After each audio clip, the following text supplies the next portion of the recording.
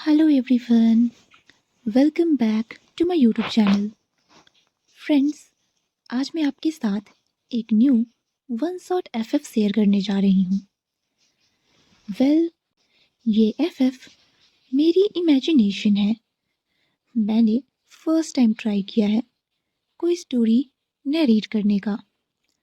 अगर आपको इसमें कुछ भी बुरा लगे या पसंद नहीं आए या जो भी लगे, प्लीज़ आप कमेंट सेक्शन में अपने व्यूज़ ज़रूर शेयर कीजिएगा। तो चलिए स्टोरी को स्टार्ट करते हैं। हमारी स्टोरी में दो मेन कैरेक्टर्स हैं, लैन वांगजी।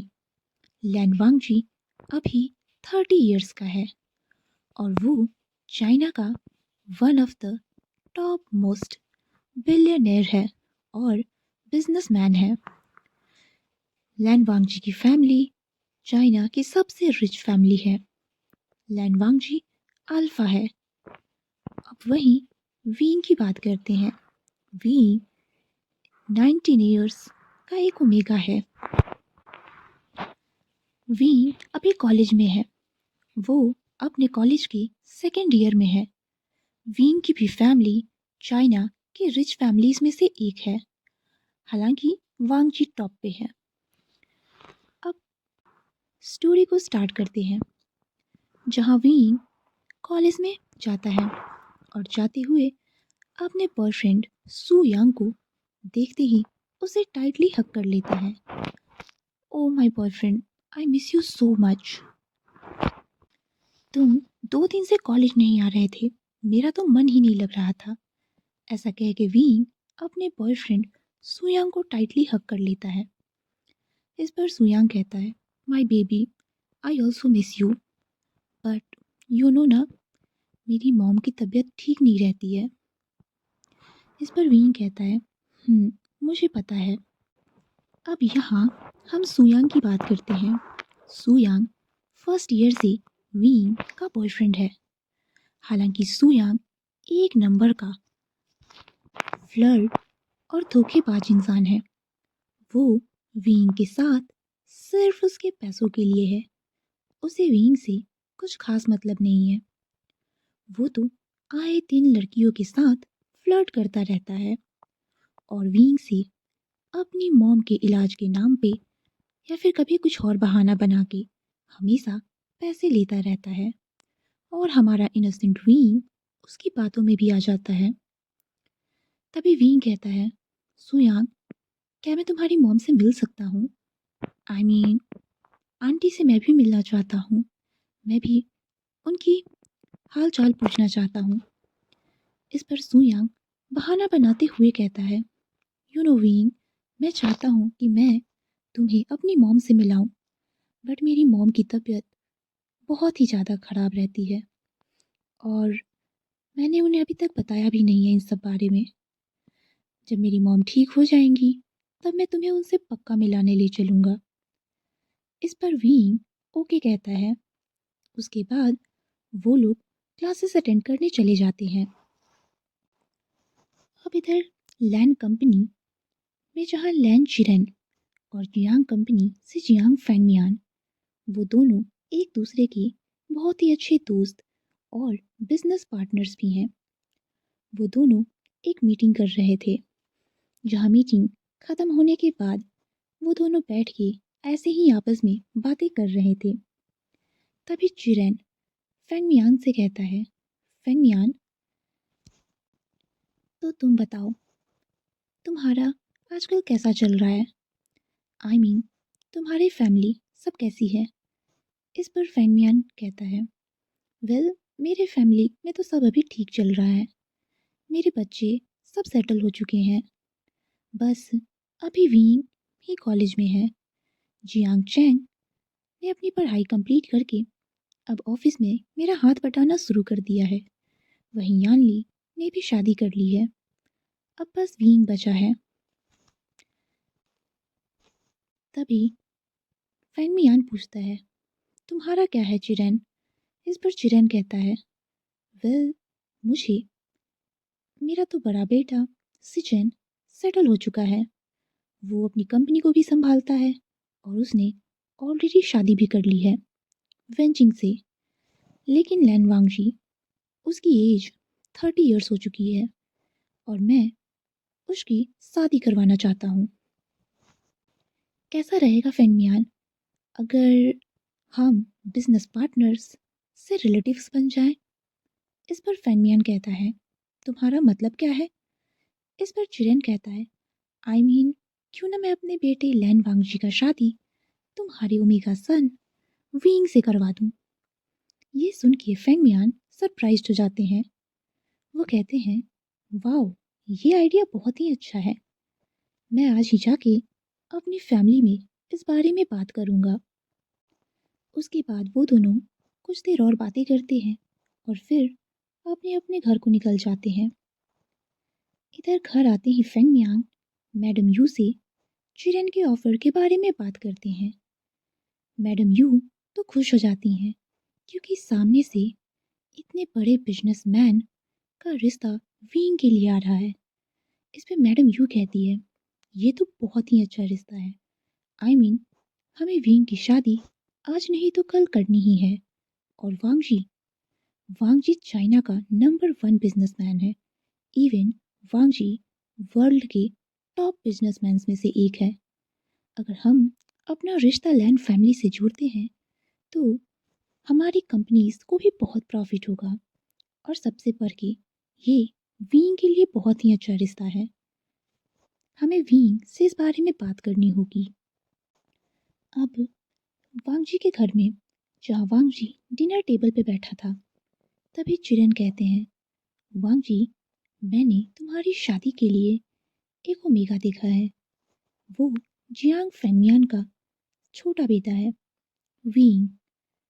इस पर वांगजी कहता है, डैड, मुझे इन सब में कोई दिक्कत नहीं है।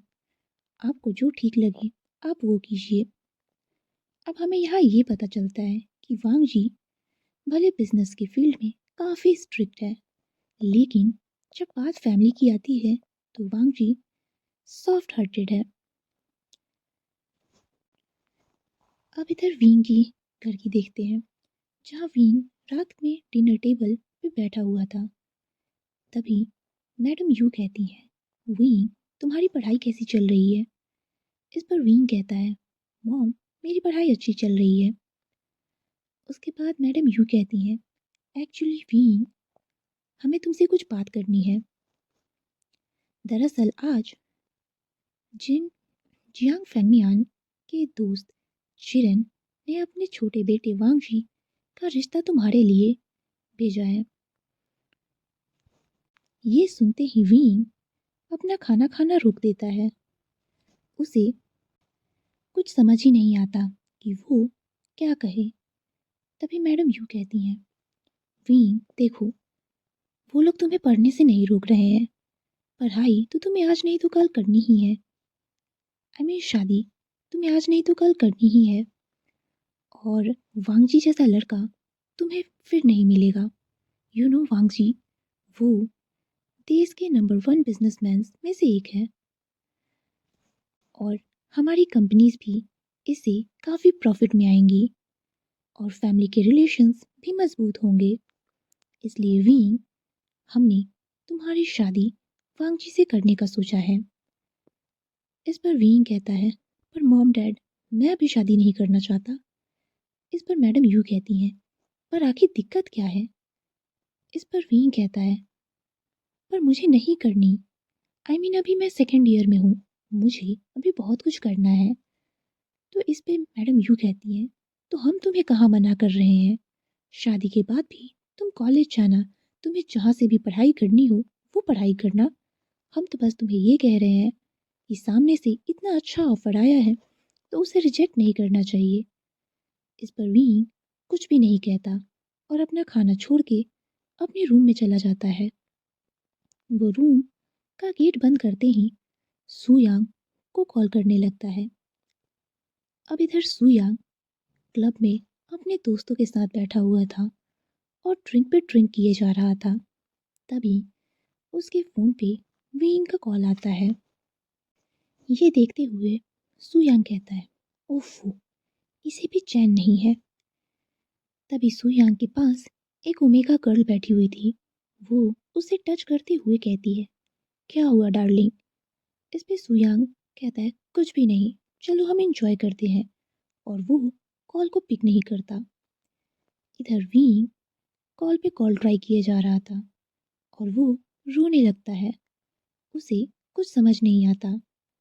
वो सुयांग से बहुत प्यार करता है और वो किसी भी हाल में ये शादी नहीं करना चाहता है।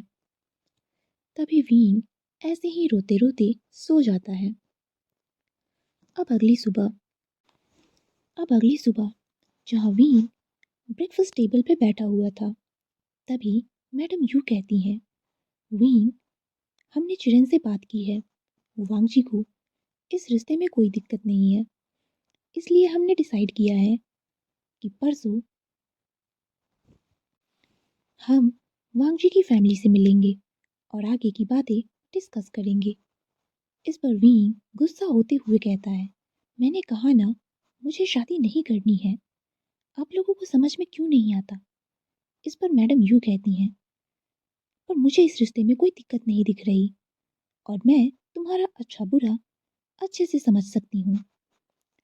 इस पर वीन कहता है, नहीं, मुझे शादी नहीं करनी है और आप ऐसे जबरदस्ती नहीं कर सकते हैं। अगर आपने जबरदस्ती की तो मैं। इस पर मैडम यू कहती है, तो तुम क्या करोगे? इस पर वीन कहता है, तो मैं ये घर छोड़ के चला जाऊंगा। इस पर मैडम यू कहती हैं, अगर ऐसी बात है तो मैं आज से तुम्हारे सारे क्रेडिट कार्ड्स और सारी चीजें ब्लॉक कर रही हूँ। अब से तुम्हें कोई एक्स्ट्रा मनी नहीं मिलेगी। फिर मैं देखती हूँ कि बिना पैसों के तुम कहाँ जाते हो। ये कह के मैडम यू वहां से उठ के चली जाती हैं। वी वहां से उठता है और अपने कॉलेज के लिए निकल जाता है। वी कॉलेज में आते ही सबसे पहले सुयांग को ढूंढता है और सुयांग को देखते ही उसके गले लग के जोर जोर से रोने लगता है। इस पर सुयांग कहता है, क्या हुआ बेबी? वो वी के फेस को अपने हाथ में लेता है और उसके आंसू को पोंछते हुए कहता है। इस पर वी कहता है, मैंने कल रात तुम्हें कितनी बार कॉल किया, तुमने मेरा कॉल क्यों नहीं पिक किया? इस पर सुयांग कहता है, वी, मैं अपनी मॉम के पास था और मैं उनकी केयर कर रहा था। इसमें मैंने अपना फ़ोन देखा ही नहीं, मेरा फ़ोन साइलेंट पे था। इस पर वी उसे गले लगाते हुए कहता है, कल मॉम डैड ने मेरी शादी फिक्स कर दी। इस पर सुयांग कहता है, क्या? इस पर वी कहता है, हाँ, उन लोगों ने मेरी शादी लैन वांगजी से फिक्स कर दी है। मुझे ये शादी नहीं करनी है, मुझे तुम्हारे साथ रहना है।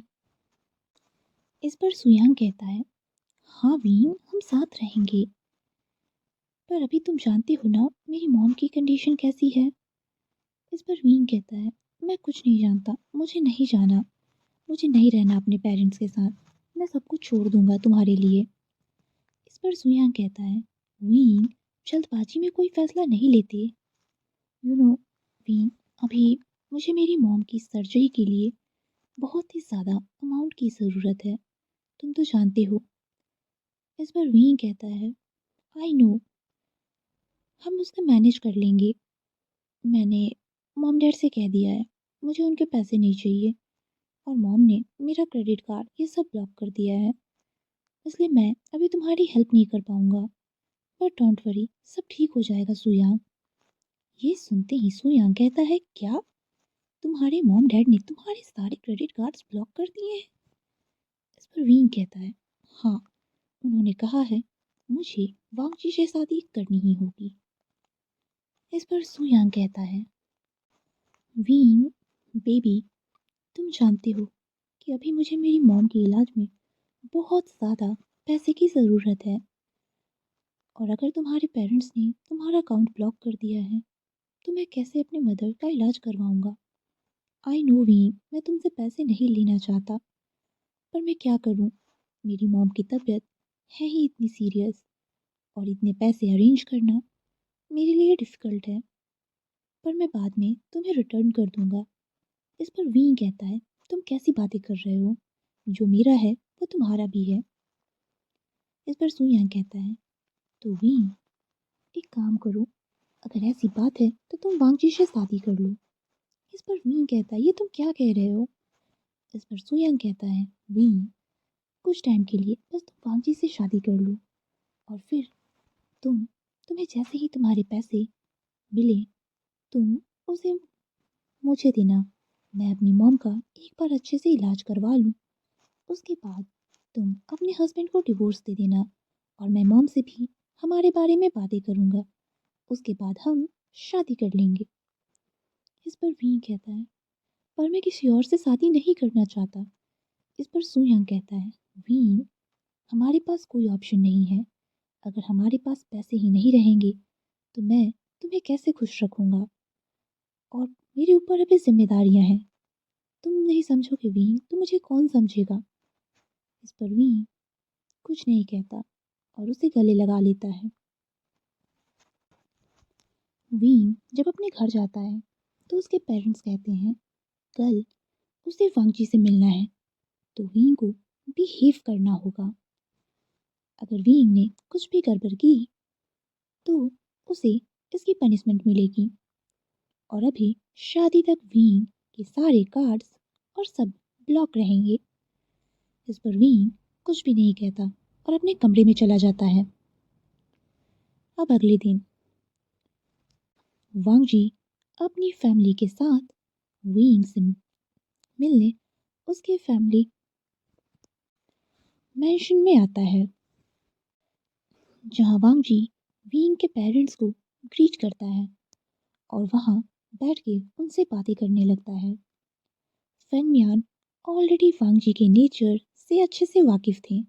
वो जानते हैं कि वांगजी कितना अच्छा लड़का है। तभी मैडम यू कहती हैं, मैं वीन को लेके आती हूँ। उसके बाद मैडम यू वीन के कमरे में जाती हैं और कहती हैं, वीन, तुम्हें अच्छे से बिहेव करना होगा। वांगजी और उसकी फैमिली नीचे आ चुकी है, तुम्हें भी अब आ जाना चाहिए। ये कह के मैडम यू वहाँ से चली जाती हैं। वीन अपने मन में ही सोचता है, चाहे कुछ भी हो जाए, मैं ये शादी तो नहीं करूँगा। मुझे कुछ ऐसा करना होगा जिससे ये वांगजी खुद ही शादी तोड़ दे। और वीन कुछ सोचता है अपने मन में, फिर एक डेविल से स्माइल करते हुए नीचे आता है। वीन वांगजी के पेरेंट्स से मिलता है। वो लैंचेरन और मैडम लैन ही को ग्रीट करता है और उनसे बातें करता है। वांगजी वीन को जैसे ही देखता है उसे वीन बहुत ही ज़्यादा इनोसेंट और अट्रैक्टिव लगता है। वो वीन को काफ़ी गौर से देख रहा था। ये नोटिस करते हुए जियांग फेंगमियान कहते हैं, वीन, तुम्हें वांगजी को अपना कमरा दिखाना चाहिए और ये मेंशन भी। ये कह के वो वांगजी और वीन को साथ में भेज देते हैं और एल्डर्स आपस में बातें करने लगते हैं। वीन वांगजी को लेकर गार्डन में आता है, जहाँ वो एक जगह बैठ जाते हैं। उसके बाद वीन कहता है, देखो, मुझे तुमसे कुछ बात करनी है। वीन के ऐसा बदला हुआ टोन देख के वांगजी थोड़ा हैरान होता है, फिर कहता है, कहो। इस पर वीन कहता है, देखो, मुझे शादी से कोई प्रॉब्लम नहीं है, लेकिन मेरी शादी में कुछ डिजायर्स भी हैं। इस पर वांगजी कहता है, डिजायर्स? कैसे डिजायर्स? इस पर वीन कहता है, देखो, मेरी बहुत सारी वाइल्ड फैंटेसीज हैं। यू मीन यू नो ना, मुझे इस बात से कोई फर्क नहीं पड़ता कि मेरा अल्फा हैंडसम है या नहीं, या फिर वो क्या करता है। मुझे तो सबसे पहले ये जानना है कि तुम्हारा जूनियर काम करता है या नहीं। तुम्हारा जूनियर कहीं सच में जूनियर तो नहीं है, क्योंकि मेरे लिए ये बहुत मैटर करता है।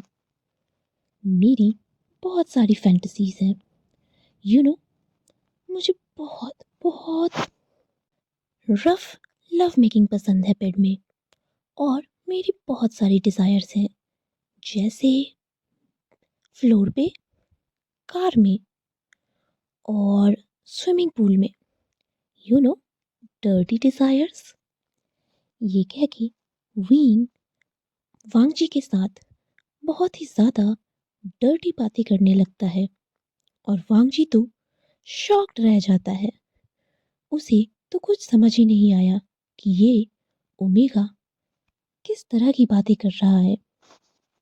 हालांकि वीन वो सब बातें इसलिए कह रहा था क्योंकि वीन ने मन में सोचा कि अगर मैं ऐसी बातें करूँगा तो पक्का ये अल्फा ये सोचेगा कि ओमेगा बिल्कुल कैरेक्टर का गिरा हुआ इंसान है और ये सोच के वो खुद ही शादी तोड़ देगा। ये सोच के वीन मन ही मन खुश हुआ जा रहा था और वांगजी के साथ न जाने क्या क्या बातें करने लगता है। तभी वीन कहता है, तुम्हें समझ आ रहा है ना, मुझे अगर तुम सेटिस्फाई नहीं कर सकते हो तो अभी जाके शादी से मना कर दो क्योंकि मैं कोई भोला भाला ओमेगा नहीं हूँ। मैं तुम सोच भी नहीं सकते हो मेरी कैसी डिजायर्स हैं और तुम्हें तुम्हें देख के तो साफ पता चलता है कि तुम अंकल हो चुके हो। पता नहीं तुम्हारा मशीन सही से काम करता भी है या नहीं।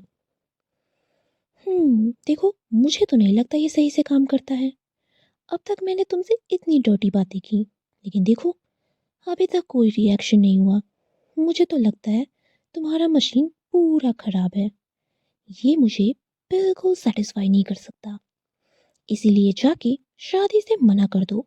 यू अंकल, ओल्ड अंकल, तुम तुम इतने बुढ़े हो गए हो, मुझे तो नहीं लगता कि तुम्हारी कोई स्टेमिना भी होगी। कहीं तुम 5 ही मिनट में थक गए तो। ये कह के वीन हंसने लगता है। वांगजी वीन को गौर से देखता है और मन में सोचता है, ये इतना छोटा सा ओमेगा और इसकी बातें तो सुनो। ये सोच के वांगजी स्मिक करते हुए कहता है, अच्छा तो तुम्हें ये लगता है।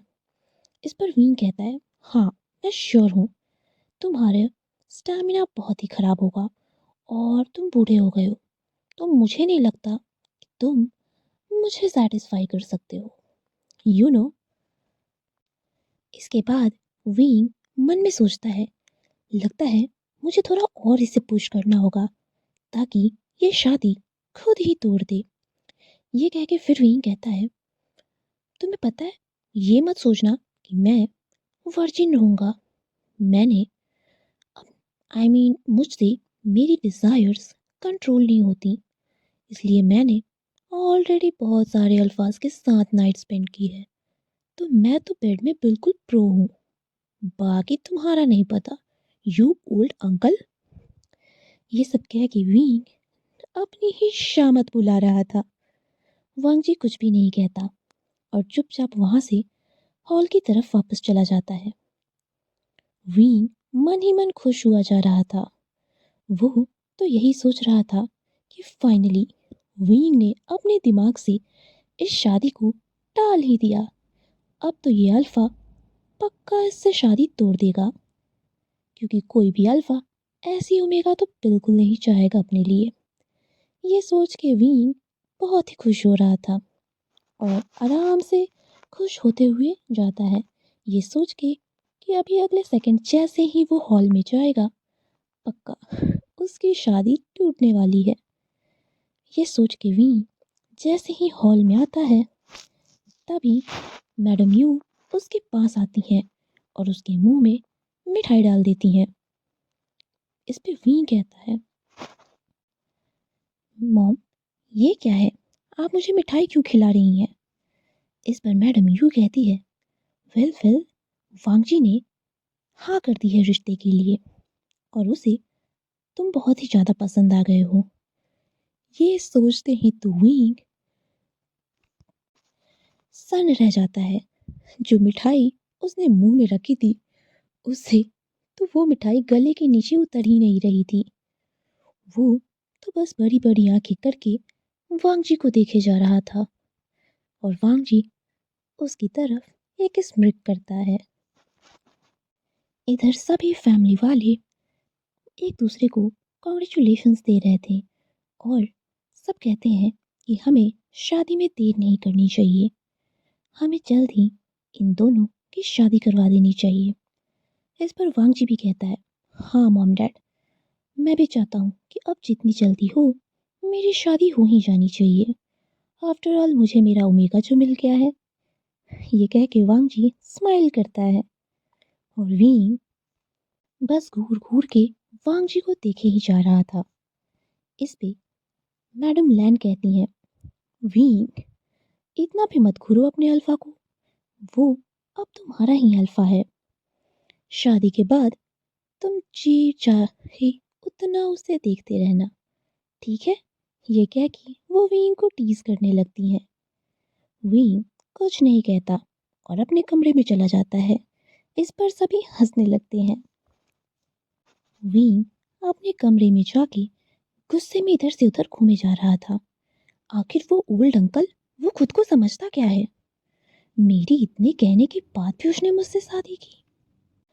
हाँ कर दी। ये सोच के वीन सुयांग को कॉल करता है। इधर सुयांग अपने फ्रेंड्स के साथ बैठा हुआ था और वीन की कॉल देखते ही सुयांग इरिटेट होने लगता है। इस पर उसके फ्रेंड्स कहते हैं, सुयांग तुम्हें नहीं लगता तुम उसके साथ गलत कर रहे हो? वो तुमसे बहुत प्यार करता है और तुम्हें लगता है कि एक बार उसकी शादी हो गई फिर वो तभी भी तुमसे प्यार करेगा? इस पर सुयांग हंसते हुए कहता है, वेल वो मुझसे पागलों की तरह प्यार करता है। वो बहुत ही बेवकूफ़ है और शादी के बाद भी मैं उसका यूज़ कर सकता हूँ। वैसे भी वो मेरे लिए सिर्फ एटीएम कार्ड की तरह है। मुझे सिर्फ उससे पैसे से मतलब है, बाकी मुझे उससे कोई फर्क नहीं पड़ता। ये कह के सुयांग एटलीस्ट विंग का कॉल उठा ही लेता है।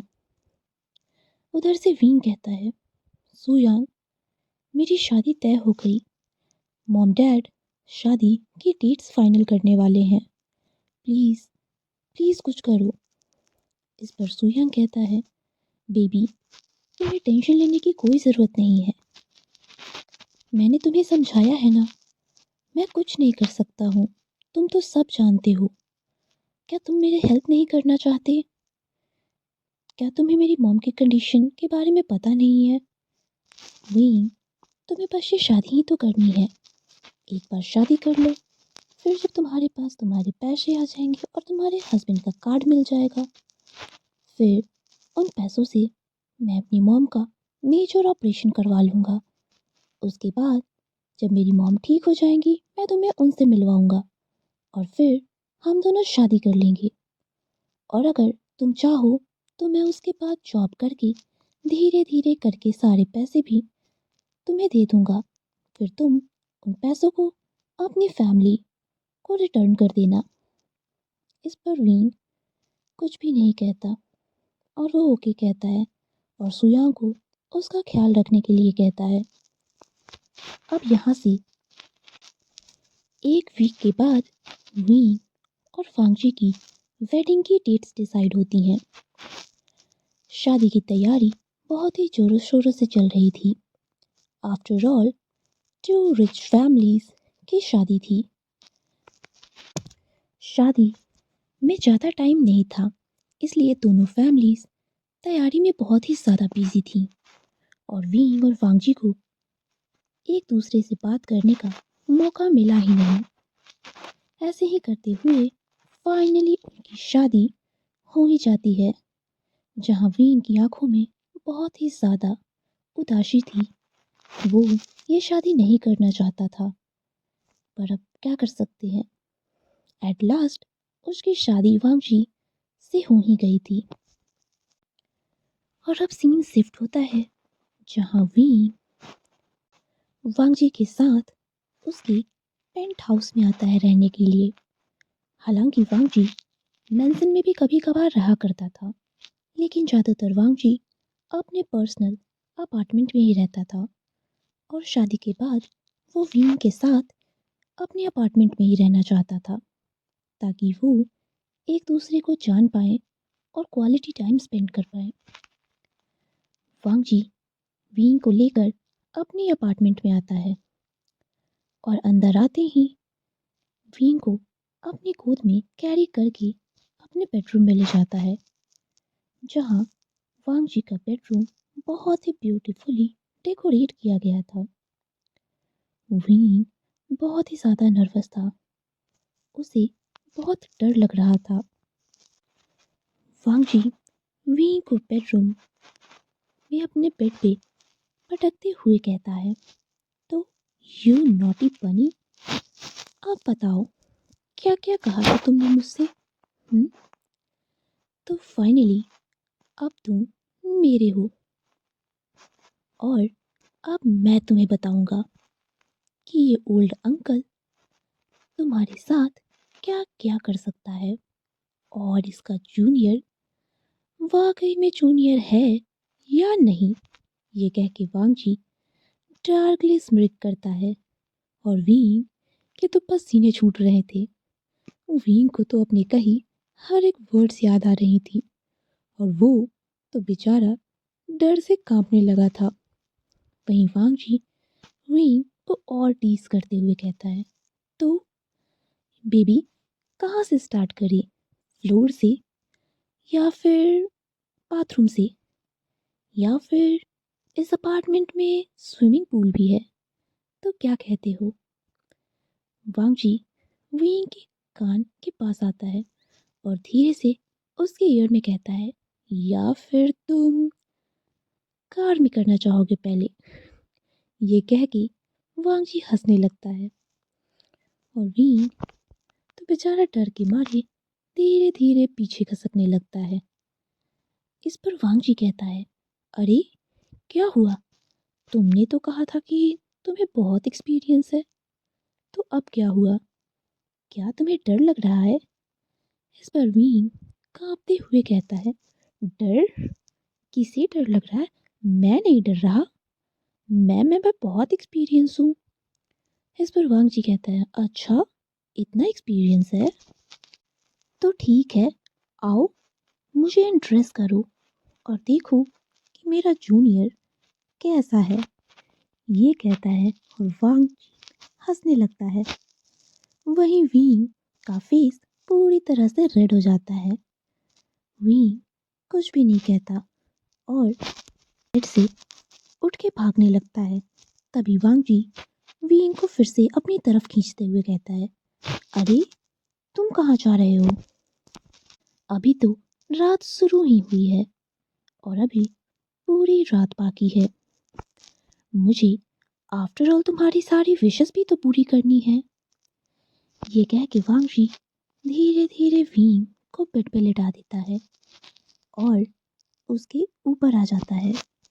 वांग जी धीरे धीरे करके वीन के लिप्स के करीब आता है, और जैसे ही वीन को लगता है कि अब वांग जी उसे किस करने वाला है, वीन अपनी आंखें टाइट करके बंद कर लेता है, लेकिन उसे कुछ भी फील नहीं होता। ये सोचते ही वीन अपनी आंखें खोल कर देखता है, तो देखता है कि वांग जी उसके पास बैठ के बस उसे देखे जा रहा है। तभी वीन हैरानी से वांग जी की तरफ देखने लगता है। इस पर वांग जी कहता है, घबराओ मत, मुझे पता है कि तुम्हें कुछ भी नहीं आता, और मैं बिना तुम्हारी परमिशन के तुम्हारे साथ कुछ नहीं करने वाला हूँ, इसलिए तुम रिलैक्स रहो। ओके, अब जाओ अपनी ड्रेस को चेंज करो। ये कह के वांग जी अपनी अलमीरा से अपने लिए नाइट सूट निकालता है और कमरे से बाहर चला जाता है।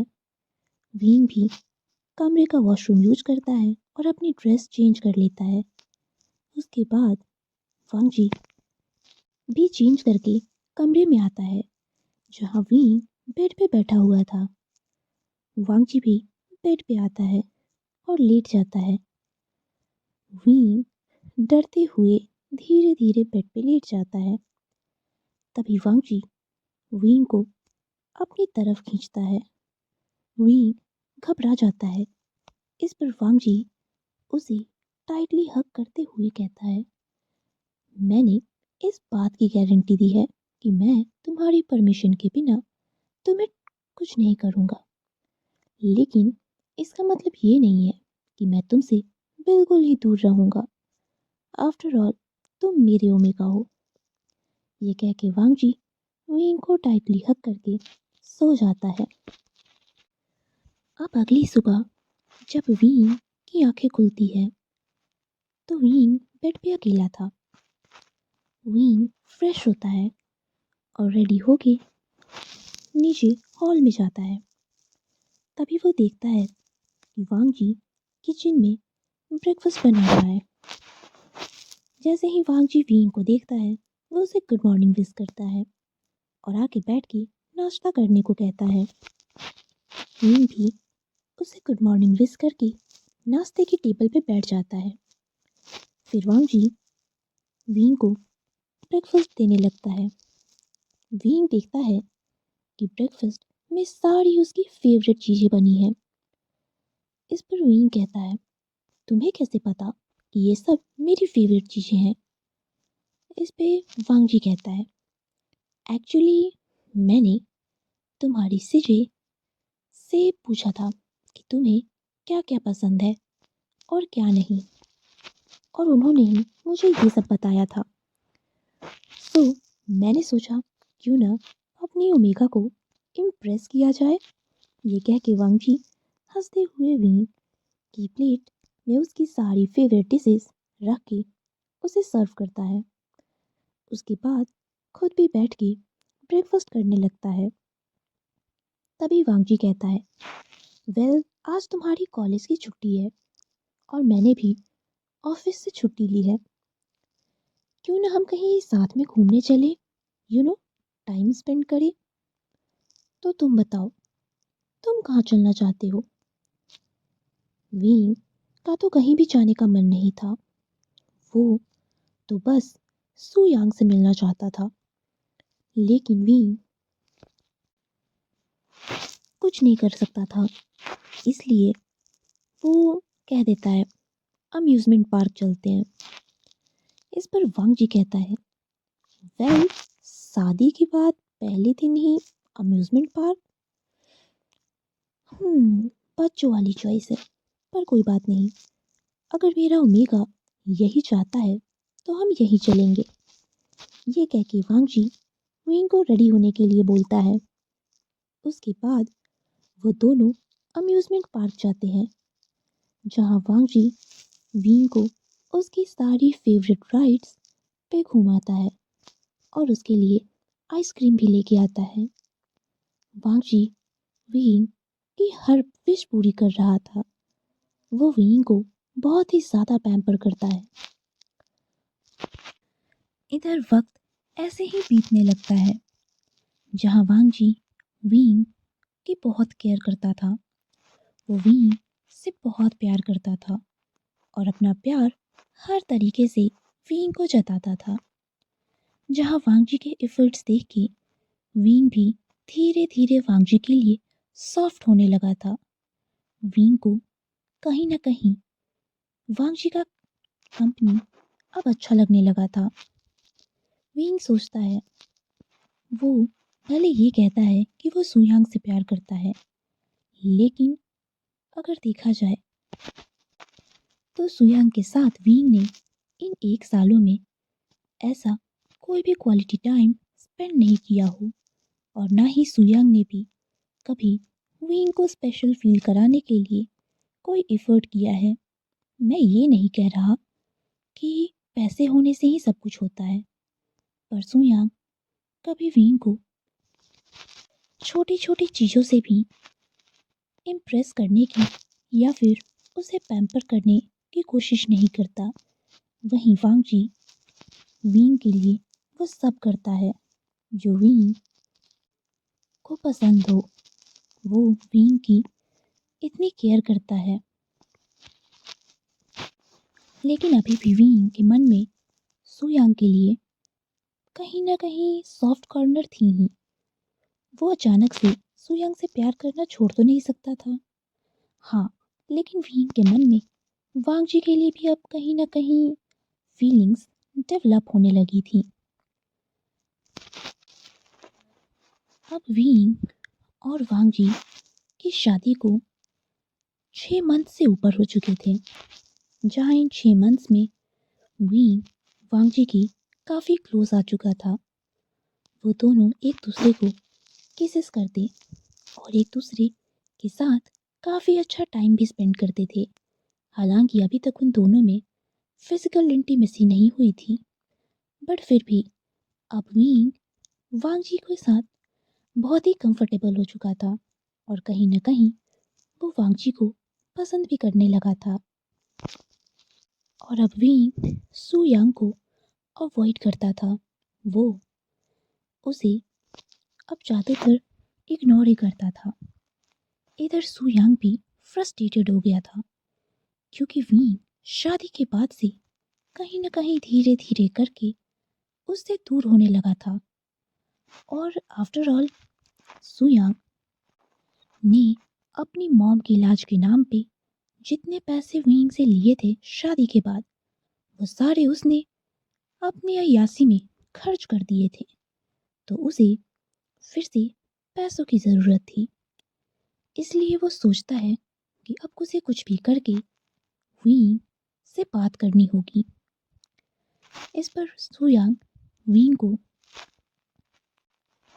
कॉलेज के बाद उसे कैफ़े में लेकर जाता है, ये कह के कि उसे वीइंग से कुछ बात करनी है। तभी सू यांग कहता है, बेबी क्या बात है, अब तुम तो बिल्कुल मुझसे दूर ही हो गए।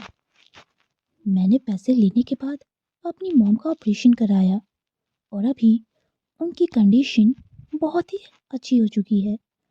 मैं इसी वजह से तुम पे ध्यान नहीं दे पा रहा था, बट अब मेरी मॉम की कंडीशन बहुत ही ठीक है और मैंने मॉम से हमारे बारे में बात भी की है। क्या तुम मेरी मॉम से मिलना चाहोगे? आई मीन यू नो, मैंने हम दोनों की बात की है। ये सुन के वी थोड़ा घबरा जाता है। उसे समझ नहीं आ रहा था कि वो ये बात सुयांग को कैसे बताए कि वो अब वांगजी से प्यार करने लगा है। वीइंग कहीं न कहीं खुद को बहुत ही ज़्यादा गिल्टी फील कर रहा था। उसे लग रहा था कि उसने सू यांग के साथ बहुत ही गलत किया है और वीइंग ये समझ नहीं पा रहा था कि आखिर वो सू यांग को डायरेक्टली ऐसे कैसे बोल दे। लेकिन फिर भी वीइंग हिम्मत करके कहता है, सू यांग देखो, मैं बातें छिपाना नहीं चाहता। दरअसल बात ये है कि मैंने जब शादी की थी तब मैंने सोचा नहीं था कि मुझे आगे चल के कभी भी वांगजी पसंद आ जाएगा। लेकिन वांगजी के साथ रहते हुए और टाइम स्पेंड करते हुए मैंने ये रियलाइज़ किया है कि मैं जो वांगजी के साथ फील करता हूँ वो फीलिंग काफ़ी अलग है। वैसे फीलिंग कभी भी मैंने तुम्हारे लिए फील नहीं किया और मैं अपने हस्बैंड से अब बहुत प्यार करता हूँ। इसलिए मुझे माफ़ कर दो सुयांग। मैं जानता हूँ कि तुम मुझसे बहुत प्यार करते हो और इसमें तुम्हारी गलती भी नहीं है। तुम अपनी मॉम के ऑपरेशन में बिजी हो गए थे और तुम्हारे लिए सब कुछ बहुत मुश्किल था। मैं जानता हूँ मेरी गलती है, मुझे माफ़ कर दो। मैं तुम्हारे प्यार को डिज़र्व नहीं करता, पर अब मैं अपने हस्बैंड से बहुत प्यार करता हूँ और मैं अपनी शादीशुदा लाइफ में बहुत ही खुश हूँ। ये सुनते ही तो सुयांग को बहुत ही ज़्यादा गुस्सा आता है। सुयांग अपने मन में सोचता है, नहीं, वो इतनी आसानी से इस सोने की मछली को अपने जाल से निकलने नहीं देगा। आफ्टर ऑल वी उसके लिए वो एटीएम कार्ड है जिससे सुयांग जब चाहे जितने चाहे पैसे निकलवा सकता है। वो वीन को इतनी आसानी से तो नहीं जाने देगा। सुयांग सोचता है उसे कुछ भी करके वीन को उसके पति से अलग करना ही होगा। ये सोच के सुयांग उदास फेस के साथ कहता है, वीन, मैं तुमसे बहुत प्यार करता हूँ। मैंने कभी नहीं सोचा था कि तुम मेरे साथ ऐसा करोगे। पर वीन, मेरे लिए तुम्हारी हैप्पीनेस मैटर करती है। अगर तुम अपने हस्बैंड के साथ खुश हो तो मैं क्या कर सकता हूँ। मैं तुम्हें देख के ही खुश हो जाऊंगा। ये कह के सुयांग बहुत ही ज़्यादा उदास और हर्टफुल एक्सप्रेशन देता है। वीन को अंदर से बहुत ही ज़्यादा गिल्ट महसूस होने लगता है। तभी सुयांग कहता है, पर वीन, क्या हम दोस्त बन के रह सकते हैं? मैं अचानक से ऐसे तुमसे ये सुन रहा हूँ कि हमारा ब्रेकअप हो गया और मैं तुम्हें भूल जाऊं, ये थोड़ा मुश्किल है। हम दोस्त बन के रहते हैं। मैं कोशिश करूँगा कि मैं तुम्हें धीरे धीरे करके भुलाकर जिंदगी में आगे बढ़ जाऊं। इस पर वीन ओके कह देता है। उसके बाद वो लोग वहाँ से अपने अपने घर को चले जाते हैं। इधर वीन घर आकर ये सोचता है कि फाइनली उसने सुयांग को सब बता दिया। अब वो सोचता है कि वो वांग जी को भी अपने बारे में सारी सच्चाई बता देगा और वांग जी से अपने प्यार का कन्फेशन करेगा। ये सोच के वीन वांग जी के लिए उसके फेवरेट फूड्स को बनाता है और वांग जी का वेट करने लगता है।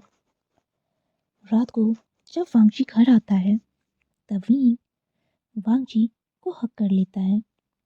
उसके बाद वो दोनों बैठ के डिनर करते हैं, जहाँ वीन वांग जी को डिनर सर्व करता है। वो दोनों अपना डिनर करते हैं। उसके बाद कमरे में वीन वांग जी के पास आता है और उसके पास आके उसके पास बैठ जाता है। तभी वांग जी वीन को अपने पास और करते हुए पूछता है, क्या बात है वीन, क्या तुम कुछ कहना चाहते हो? इस पर वीन कहता है, मुझे तुम्हें कुछ कहना है। इस पर वांग जी कहता है, "हम्म।" जिस पर वीन कहता है, वांग जी, मैं जो बात तुम्हें कहने जा रहा हूँ उसे तुम अच्छे से सुनना और हो सके तो मुझे माफ़ कर देना। ये कह के वीन वांग जी की तरफ देखता है और फिर उसे अपनी स्टोरी बताता है। वो बताता है कि कैसे वो वांग जी से प्यार नहीं करता था, वो किसी और से प्यार करता था, लेकिन कैसे उसने वांग जी से शादी की और सब कुछ, कि कैसे उसे अब वांग जी से प्यार हो गया है। वीन वांग जी को सब कुछ बता देता है। ये सुन के वांग जी को तो मानो शॉक ही लग गया था। वांग जी को समझ ही नहीं आ रहा था कि वो वीन से क्या कहे। वीन किसी और से प्यार करता था और उसने इतने टाइम से ये बात वांग जी को बताना जरूरी भी नहीं समझा। तभी वीन कहता है, मेरा यकीन करो वांग जी, मैं तुमसे बहुत प्यार करता हूँ। शुयांग के साथ इतने साल रह के भी मुझे कभी वो फीलिंग नहीं आई जो फीलिंग मुझे तुम्हारे लिए आती है। लंजा, मैं तुमसे बहुत प्यार करता हूँ। Husband, I love you. मैंने सुयांग से भी बात की है और उससे सब कुछ क्लियर कर लिया है। इस पर वांग जी हर्टफुल एक्सप्रेशन के साथ कहता है, वीन, क्या तुम्हें नहीं लगा कि हमारी शादी को 6 मंथ से ज़्यादा हो चुके हैं और तुम्हें मुझसे ये बातें डिस्कस करनी चाहिए थी? वीन की आंखों से आंसू बहने लगते हैं।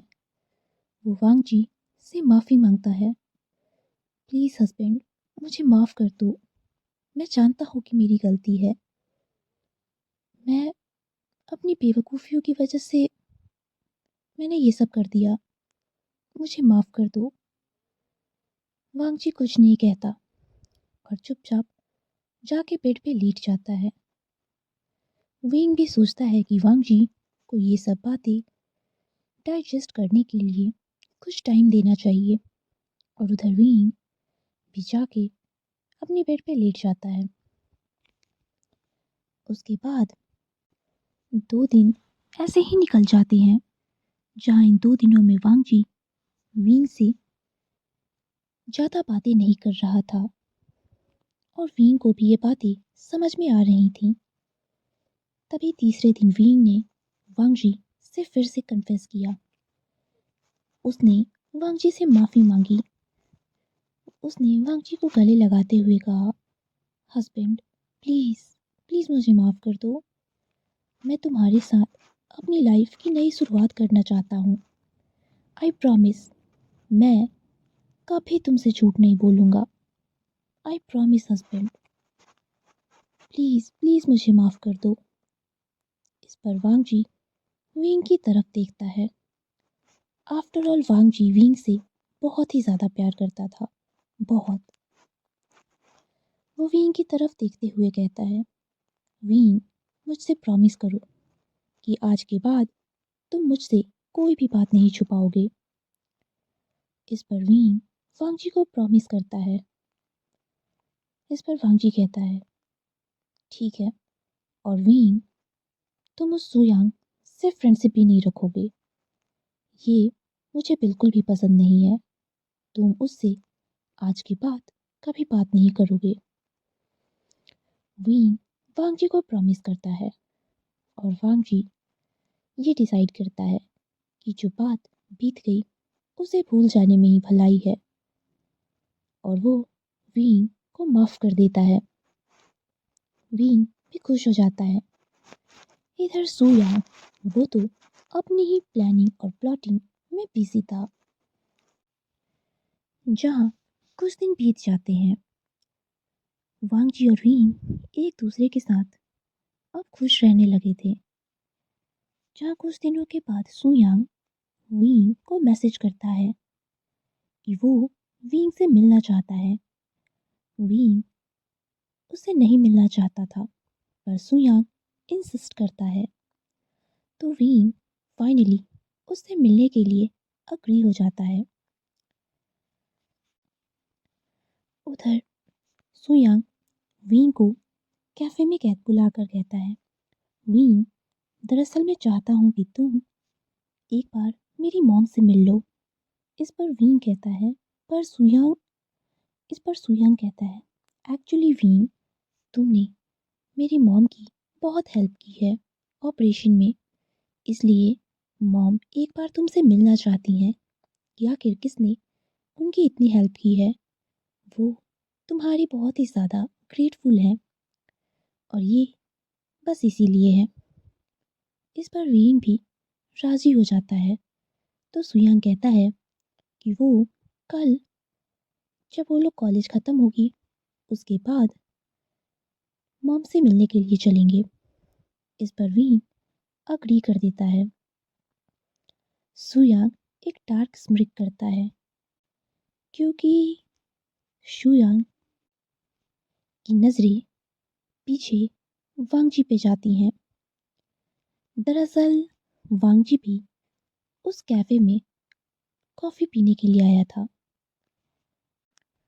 और ये कोइंसिडेंस ही था कि सुयांग की नज़र वांगजी पे पड़ जाती है और सुयांग ऑलरेडी ये जानता था कि वांगजी विंग का पति है, इसलिए वो जानबूझ के विंग के थोड़े क्लोज आकर बैठ जाता है और विंग से बातें करने लगता है ताकि वांगजी को गलत फहमी हो जाए। वांगजी दूर से ही विंग और सुयांग को देखता है और वहां से चला जाता है। शाम को वांगजी घर आके विंग से बातें करता है और पूछता है कि विंग का कॉलेज कैसा चल रहा है। इस पर विंग कहता है, मेरी स्टडीज अच्छी चल रही हैं। उसके बाद विंग वांगजी पूछता है, तो तुम बताओ विंग, आज तुमने दिन में क्या क्या किया। इस पर विंग वांगजी को अपने कॉलेज की बातें बताता है, लेकिन विंग वांगजी को ये बात नहीं बताता कि वो आज सुयांग से मिला था। विंग सोचता है कि वांग जी ये सुन के कहीं गुस्सा ना हो जाए। अभी अभी तो 2 दिन पहले ही उनके रिश्ते में सुधार हुआ है और ये बातें बताकर विंग वांग जी को परेशान नहीं करना चाहता था। विंग सोचता है कि वो बस सुयांग की मॉम से कल मिल लेगा और एक बार आंटी से मिलने के बाद वो शुयांग से फिर कभी नहीं मिलेगा। ये सोच के ही विंग वांग जी को वो बातें नहीं बताता है। इधर वांग जी के मन में ये बात बहुत ही ज़्यादा तकलीफ देती है कि विंग अभी भी उससे झूठ बोल रहा है, पर वांग जी कुछ नहीं कहता। अगले दिन विंग कॉलेज के बाद सुयांग से मिलता है, जहाँ सुयांग उसे अपनी बाइक पे बैठने को कहता है। विंग हिचकिचाते हुए कहता है, सुया क्यों ना हम हमारी कार से चले। इस पर सुयांग कहता है, विंग क्या तुम मुझ पे भरोसा नहीं करते? "हम्म, अगर तुम मुझ पे यकीन नहीं करते तो फिर ठीक है।" इस पर विंग कहता है, कोई बात नहीं, मैं बैठ जाता हूँ। और विंग सुयांग के साथ उसकी बाइक पे बैठ जाता है। उसके बाद सुयांग विंग को लेकर एक घर में जाता है, जहाँ विंग अंदर जाता है। और जैसे ही विंग अंदर कमरे में जाता है, विंग पूछता है, सुयांग तुम्हारी मॉम कहाँ है? इस पर सुयांग कुछ नहीं कहता और कमरे को लॉक कर देता है। उसके बाद सुयांग धीरे धीरे करके विंग के करीब आने लगता है। इस पर विंग कहता है, सुयांग ये तुम क्या कर रहे हो? तभी सुयांग कहता है, विंग आई लव यू। इस पर विंग कहता है, ये क्या बकवास है? इस पर सुयांग कहता है, विंग मैंने बहुत कोशिश की कि मैं तुम्हें भूल जाऊं, पर ये मेरे लिए पॉसिबल नहीं है। विंग मैं तुमसे बहुत प्यार करता हूँ, प्लीज़ विंग मुझे एक मौका और दे दो। विंग सोचो कि हम एक साल से रिलेशनशिप में थे। तुम तुम कुछ मंथ के अपनी शादी के लिए तुम मेरे साथ ऐसा कैसे कर सकते हो wing? Wing baby I love you, मैं तुमसे बहुत प्यार करता हूँ, मेरी बात समझो विंग। ये कह के शुयांग विंग के क्लोज आने लगता है और विंग को आकर किस कर लेता है। विंग की आंखें शॉक में बड़ी हो जाती हैं और वो शुयांग को धक्का देता है। तभी शुयांग विंग को फिर से अपनी तरफ खींचता है और वो दोनों बेड पे गिर जाते हैं, जहाँ शुयांग विंग के ऊपर गिरा हुआ था और वो दोनों काफी क्लोज थे। तभी विंग शुयांग को अपने ऊपर से धक्का देते हुए कहता है, ये क्या बदतमीजी है? इस पर शुयांग कहता है, ये कोई बदतमीजी नहीं है विंग, मैं तुमसे बहुत प्यार करता हूँ, समझो ना विंग। इस पर विंग कहता है, शुयांग मुझे लगा था कि तुम मुझे समझोगे, लेकिन नहीं, मुझे तुमसे ये उम्मीद नहीं थी कि तुम इस तरह झूठ बोलकर ये सब करोगे। ये कह के विंग गुस्से में वहां से चला जाता है। इधर विंग के जाते ही सुयांग एक डार्क स्मिक करता है, क्योंकि सुयांग ने उस कमरे में वीडियो रिकॉर्ड करने के लिए ऑलरेडी सीसीटीवी कैमरास लगाए थे।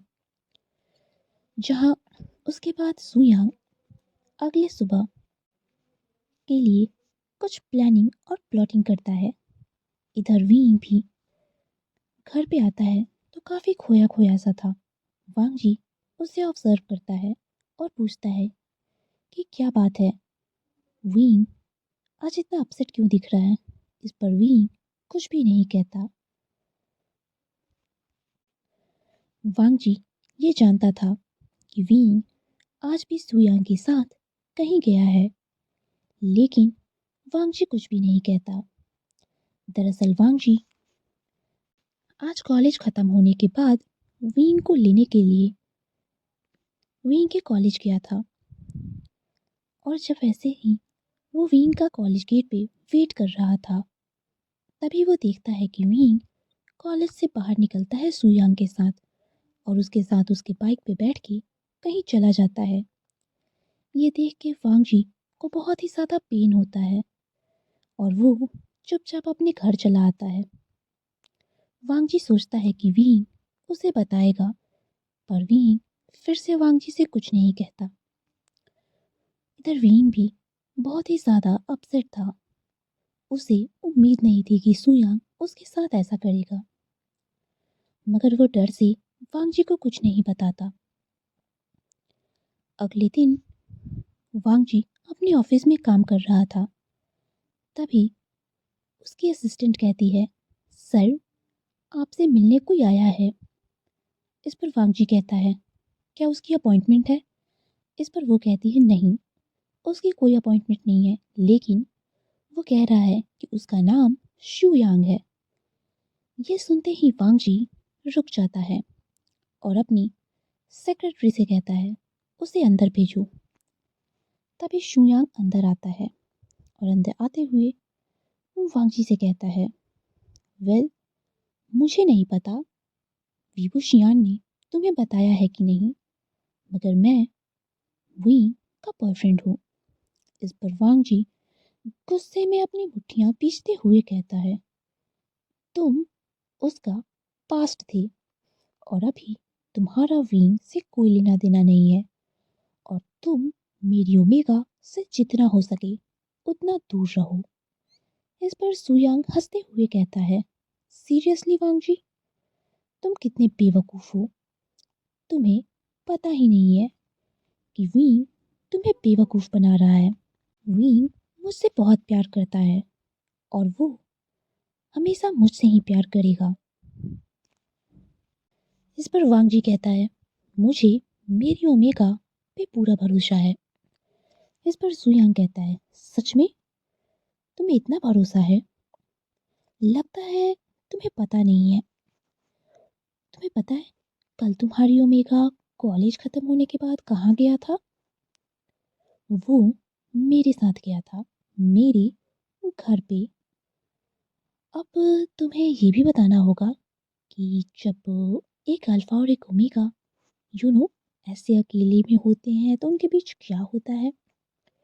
ये कह के सुयांग हंसने लगता है और वांगजी सुयांग के फेस पे एक पंच मारता है। तभी सुयांग कहता है, अरे अरे, मैं तो यहाँ तुम्हें सच्चाई बताने आया था, क्योंकि मैं चाहता हूँ कि तुम मेरी ओमेगा से दूर रहो। और ये कह के सुयांग वांगजी को अपनी फोन में कुछ वीडियोस और फोटोज दिखाता है, जो फोटोज कल की ही थी। और सुयांग ने उन फोटोज में से कुछ पार्ट्स को एडिट कर दिया था और उन वीडियोस और फोटोज को देख के ऐसा लग रहा था जैसे वांग वीन और सुयांग एक दूसरे के साथ कल बहुत ही ज़्यादा क्लोज हो गए थे। जहाँ सुयांग अपनी किस वाली वीडियो भी वांगजी को दिखाता है। ये देख के वांगजी को इतना गुस्सा आता है कि वो सुयांग को वहीं पे और ज़्यादा पंचेस मारता है और सुयांग के नाक से ब्लीडिंग होने लगती है। ये कह के सुयांग हंसने लगता है। वो कहता है, तुम्हारे इस तरह गुस्सा करने से सच नहीं बदल जाएगा। सच्चाई यही है जो इस फोन और इस वीडियो में है। ये कह के सुयांग वहां से चला जाता है। वांग जी को बहुत ही ज्यादा बुरा लगता है। वो अपने ऑफिस में ही बैठ के बहुत देर तक रोने लगता है। वांग जी पहली बार अपनी लाइफ में इतना रो रहा था। उसे समझ ही नहीं आ रहा था कि आखिर क्यों, आखिर वीन ने उसके साथ ऐसा क्यों किया। अगर उसे सुयांग ही पसंद था तो वो वांगजी से कह देता एक बार। वांगजी वीन को कभी भी जबरदस्ती अपने पास नहीं रखता। वांगजी बहुत ही ज्यादा टूट चुका था। वीन वांगजी का बहुत देर से इंतजार कर रहा था।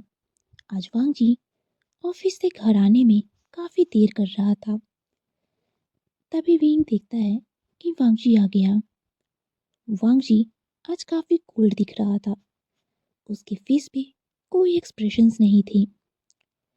तभी वीन वांगजी के पास जाके उसे गले लगाता है तभी वांगजी कहता है, वीन, क्या कोई ऐसी बात है जो मुझे पता होनी चाहिए थी? इस पर वीन कहता है, हस्बैंड, तुम इस तरह की बातें क्यों कर रहे हो? तुम अभी अभी तो ऑफिस से आए हो, चलो पहले फ्रेश हो जाओ। इस पर वांगजी वीन का हाथ पकड़ते हुए कहता है, वीन, क्या कोई ऐसी बात है जो मुझे पता होनी चाहिए थी? इस पर वीन वांगजी की तरफ देखता है मगर कुछ भी नहीं कहता। ये देखते ही वांगजी को बहुत ही ज्यादा गुस्सा आता है और वो गुस्से में वीन का हाथ झटकते हुए कहता है, आखिर तुम और कितनी झूठ बोलोगे? इस पर वीन कहता है, ये तुम कैसी बातें कर रहे हो वांगजी? इस पर वांगजी कहता है, सच में वीन? वीन, अगर तुम्हें तुम्हारा एक्स बॉयफ्रेंड ही पसंद, ओह सॉरी सॉरी सॉरी, अगर तुम्हें तुम्हारा बॉयफ्रेंड ही पसंद था तो फिर तुम्हें मेरे साथ खेलने की क्या ज़रूरत थी? तुम्हें ये कहने की क्या ज़रूरत थी कि तुम मुझसे प्यार करते हो? हाँ, अगर तुम्हें तुम्हारा बॉयफ्रेंड इतना ही पसंद था तो एक बार मुझसे कह देते, मैं खुद को रोक लेता। मैं तुम्हें कभी भी अपने साथ नहीं रखता। वी, तुमने मुझसे प्रॉमिस किया था कि तुम मुझसे कभी कोई बात नहीं छुपाओगी और तुम तो अपना प्रॉमिस एक सप्ताह भी नहीं रख पाए कि तुमने अपना प्रॉमिस तोड़ दिया। तुम मेरे पीठ पीछे भी सू यांग से मिलते रहे। इस पर वींग की आंखों में आंसू आ जाता है और वह कहता है, वांग जी, आई एम सॉरी, मैं डर गया था, मैं तुम्हें बताना चाहता था। इस पर वांग जी हंसते हुए कहता है, बस विभूषियान बस, और कितने झूठ बोलोगे तुम मुझसे? हाँ, तुम मुझे बताना चाहते थे, मैंने पूछा था ना तुमसे, मैंने तुम्हें मौके दिए थे। उस दिन मैंने तुम्हें कैफे में भी देखा था, मैंने सोचा तुम मुझे बताओगी, लेकिन नहीं, तुमने मुझे कुछ भी बताना जरूरी नहीं समझा। तुम शादी के बाद भी उसके साथ अपना अफेयर रखे हुए थे। इस पर वीन कहता है, वांगजी ऐसी बात नहीं है। इस पर वांगजी कहता है, सच में? तो क्या ये भी झूठ है कि कल तुम उसके साथ उसकी बाइक पे बैठ के उसके घर गए थे? कह दो कि ये झूठ है वीन। इस पर वीन कहता है, वांगजी। इस पर वांगजी कहता है, ये सच है या झूठ है, मुझे ये जानना है वीन। इस पर वीन कहता है, हाँ ये सच है, मगर मेरी बात सुनो। इस पर वांगजी कहता है, बस मुझे कुछ भी नहीं सुनना। तभी वांगजी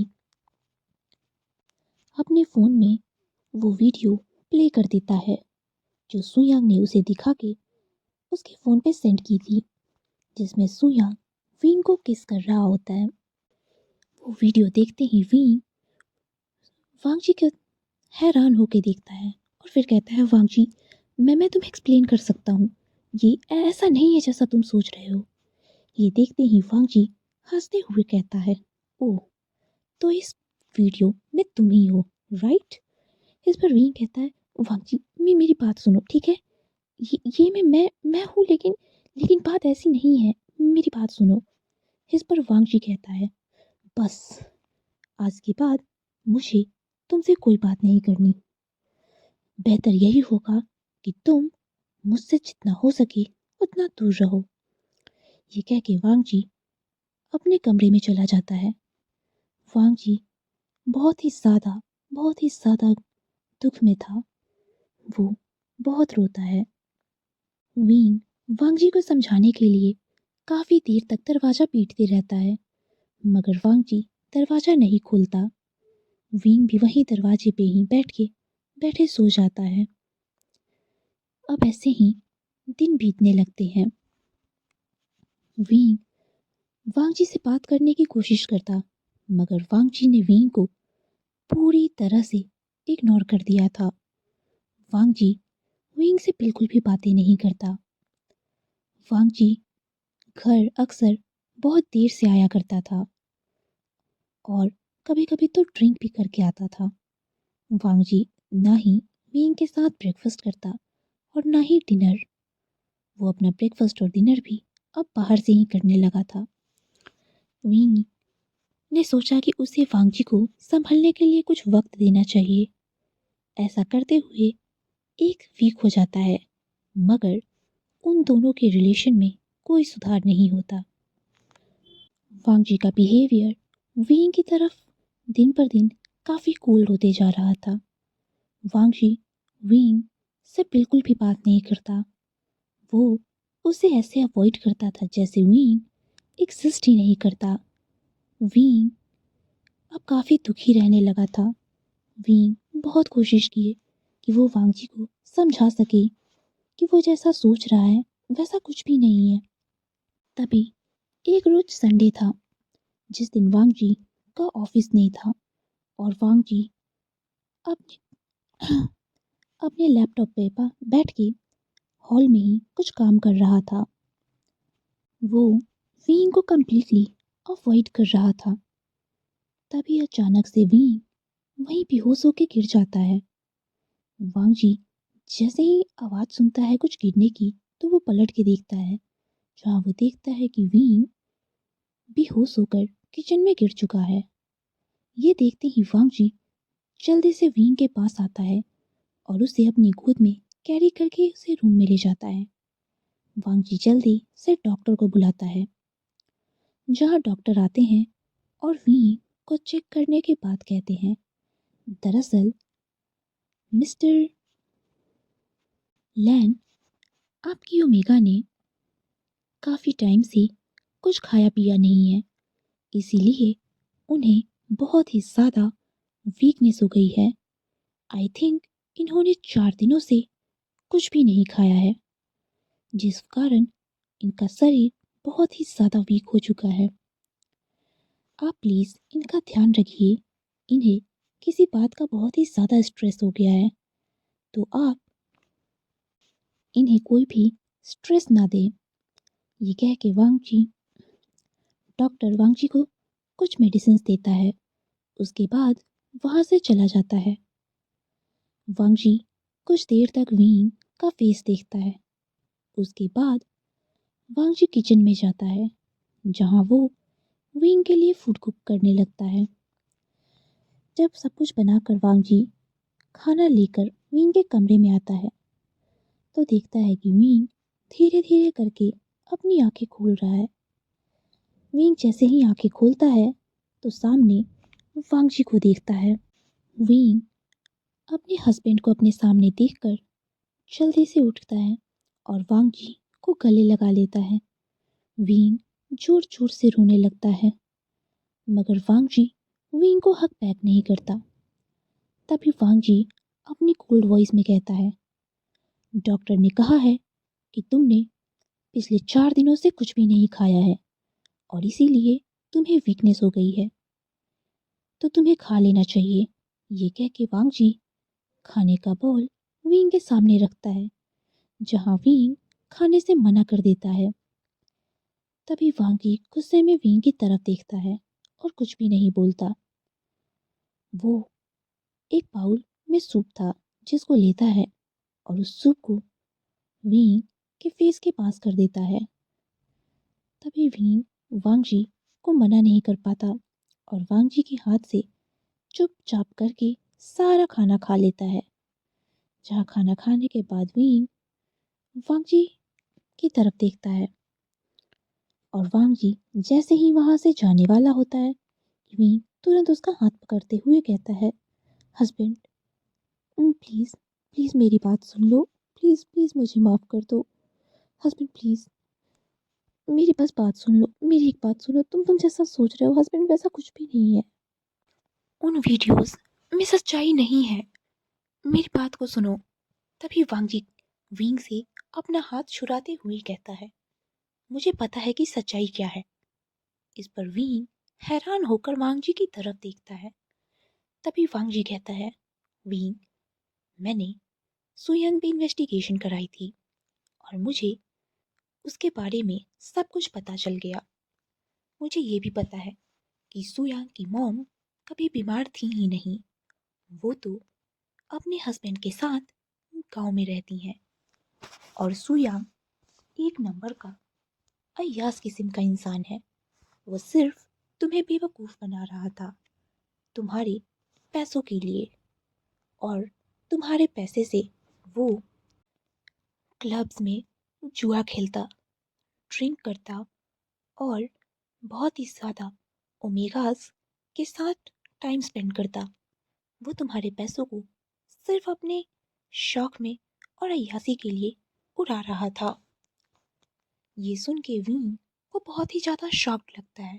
तभी वांग जी कहता है, और मुझे ये भी पता है कि उस रोज सुयांग ने तुम्हें बुलाया था अपनी मॉम से मिलने के लिए, और उसके बाद उसने तुम्हारे साथ क्या किया मुझे सब पता है। वीन, मुझे इस बात की नाराज़गी है कि तुमने एक बार भी मुझे बताना ज़रूरी नहीं समझा। वीन, तुमने मुझसे प्रॉमिस किया था कि तुम मुझसे कोई बात नहीं छुपाओगे, मगर फिर भी तुमने मुझसे इतनी बड़ी बात छुपाई। तुमने एक बार भी मुझे बताना ज़रूरी नहीं समझा। अगर उसने ये कहा कि उसे तुम्हें अपनी मॉम से मिलवाना है, तो फिर भी तुम्हें एक बार तो कम से कम मुझे बताना चाहिए था। वीन, शादी का रिश्ता विश्वास पे चलता है। अब तुम ही बताओ, अगर तुम इस तरह मुझसे झूठ बोलते रहे तो मैं कैसे तुम पे विश्वास करूंगा। वीन ये सब सुन के बहुत ही ज़्यादा गिल्टी फील करता है और रोते हुए वांग जी से माफ़ी मांगने लगता है। वो वांग जी को पकड़ लेता है और उसे टाइटली हग कर लेता है। वीन रोते हुए कहता है, प्लीज़ प्लीज़ हस्बैंड, मुझे माफ़ कर दो। आई प्रॉमिस, मैं अगली बार से ऐसा नहीं करूँगा। प्लीज़ हस्बैंड, प्लीज़ प्लीज़ मुझ पे ट्रस्ट करो। इस पर वांग जी कहता है, वीन तुम्हें अपना ख्याल रखना चाहिए, तुम्हें इस तरह नहीं करना चाहिए था, तुम्हें टाइम पे खाना खाना चाहिए था। इस पर वीन कहता है, हस्बैंड आई प्रॉमिस, मैं अपना ध्यान रखूंगा, पर प्लीज़ हस्बैंड प्लीज़ मुझे माफ़ कर दो। इस पर वांग जी वीन की तरफ देखता है। आफ्टर ऑल वांग जी वीन से बहुत प्यार करता था, इसलिए वांग जी वीन को माफ़ कर देता है। तभी वीन कहता है, नहीं इस तरह नहीं। तो वांग जी कहता है, तो तभी वीन वांग जी के गले में हाथ डालते हुए कहता है, अगर तुमने मुझे माफ़ कर दिया है तो तुम्हें मुझे क्लेम करना होगा। इस पर वांग जी वीन की तरफ देखता है, जिस पर वीन कहता है, नंजा मैं सिर्फ तुम्हारा हूँ, मैं चाहता हूँ कि तुम मुझे क्लेम करो और हमारे रिश्ते को पूरा करो। नंजा मैं तुमसे बहुत प्यार करता हूँ, बहुत, और मैं चाहता हूँ तुम मुझे क्लेम करो ताकि तुम्हें पता चले कि मैं सिर्फ तुम्हारा हूँ। मैंने तुम्हारे अलावा कभी भी किसी को भी टच नहीं किया है। You know. ये कह के वीन वांगजी के लिप्स पे किस कर लेता है। वांगजी भी वीन को डीपली किस करता है। वो लोग एक दूसरे को काफी देर तक किस करते हैं। उसके बाद वांगजी वीन को धीरे से ले जाके बेड पे बैठा देता है, जहाँ वांगजी धीरे धीरे करके वीन की सारी क्लॉथ्स को रिमूव करने लगता है और वीन तो शर्म से अपनी आंखें बंद कर लेता है। तभी वांगजी कहता है, अरे बेबी क्या हुआ, क्या तुम शर्मा रहे हो? पर तुमने तो कहा था कि तुम्हारी बहुत सारी वाइल्ड फैंटेसीज हैं, तो क्या कहते हो, अब फाइनली वक्त आ ही गया है तुम्हारी सारी ड्रीम्स को पूरा करने का। ये कह के वांग जी विंग के नेक पे बाइट कर लेता है, जहाँ विंग भी एक जोर से मौन की आवाज करता है। विंग बहुत ही ज्यादा साई फील कर रहा था। तभी वांग जी धीरे धीरे अपने ड्रेसेस अनड्रेस करता है और विंग का हाथ धीरे से ले जाके अपने प्राइवेट एरिया पे रखता है। विंग जैसे ही वांग जी के जूनियर को देखता है, विंग की तो आंखें शौक से बड़ी हो जाती हैं। तभी वांग जी हंसते हुए कहता है, क्या हुआ डार्लिंग, आप बताओ मायूमी का। मेरा जूनियर जूनियर है या नहीं? तो क्या लगता है, ये साइज सही है ना? विंग वांगजी के जूनियर को देख के बहुत ही ज्यादा घबराते हुए सोचता है, लंजा, ये कुछ ज्यादा ही बड़ा नहीं है? तुम्हें नहीं लगता ये नहीं जाएगा मेरे अंदर? इस पर वांगजी हंसते हुए कहता है, क्यों? अरे तुम तो बहुत ज्यादा एक्सपीरियंस्ड हो, तुम्हारे तो बहुत सारे अभी ड्रीम्स है ना? क्या हुआ, माई बनी? इस पर विंग पीछे की तरफ खिसकने लगता है। तभी वांगजी विंग के लेग्स को अपनी तरफ खींचता है और विंग को डीपली किस करने लगता है। उसके बाद तो बस पूरे रूम में विंग के चीखने की आवाजें थी। लंजा, लंजा रुको, लंजा, प्लीज लंजा स्लो, लंजा स्लो हो जाओ, लंजा प्लीज रुक जाओ प्लीज, अब मैं नहीं कर सकता हूँ, वांगी प्लीज मुझे छोड़ दो। जहाँ हमारा पुअर बनी पूरी रात वांगजी से भीख मांगते रहता है, मगर वांगजी, जो कि अब एक बीस्ट बन चुका था, वो बिल्कुल भी वींग पे रहम नहीं खाता और वींग के साथ पूरी रात इंटीमेट होता है, या यूं कहें कि पूरी रात वींग को प्यार करता है। जहाँ वींग की नींद अगले दिन दोपहर को खुलती है और वींग जैसे ही उठ के बैठने की कोशिश करता है, जोर से चीखता है, यू ओल्ड अंकल, तुमने तुमने मेरी क्या हालत कर दी है? इस पर वांग जी हंसते हुए कहता है, अरे क्या हुआ बनी, अभी तो मैंने शुरू ही किया था, अभी तो मुझे तुम्हारी सारी डिजायर्स पूरी करनी है। क्यों, सही कहा ना? तो कल बेडरूम में तो हो गया, चलो आज सावर में करते हैं, फिर कार में, स्विमिंग पूल में। तभी वीं कहता है, यू ओल्ड अंकल, मुझे छोड़ो। इसके बाद वांग जी कहता है, सॉरी वीं, ये तो नहीं हो सकता। ये कह के वांग जी वीं को अपनी गोद में कैरी करता है और उसे बाथरूम में ले जाता है, जहाँ फिर से वीं के जोर जोर से चीखने की आवाजें सुनाई देती हैं। और इसी के साथ ये फैन फिक्शन यहीं पे खत्म होता है। गाइस, आपको ये फैन फिक्शन जैसा भी लगे, प्लीज़ अपनी ओपिनियन शेयर करना और ये बताना, क्या मुझे इस टाइप के वन शॉट एफएफ और भी ज़्यादा लाने चाहिए, या मुझे चुपचाप पहले की तरह नॉर्मल एफएफ को एक्सप्लेन करना चाहिए। Okay, ta-ta bye, take care.